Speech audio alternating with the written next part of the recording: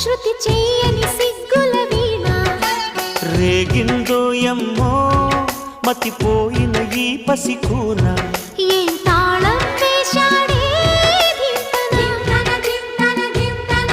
ఏం రాగం తీసిందే అంగనా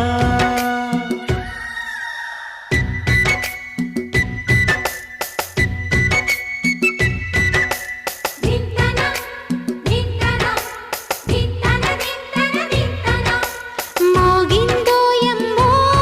శృతి చేయని సిగ్గుల వీణ రేగిందో యమ్మో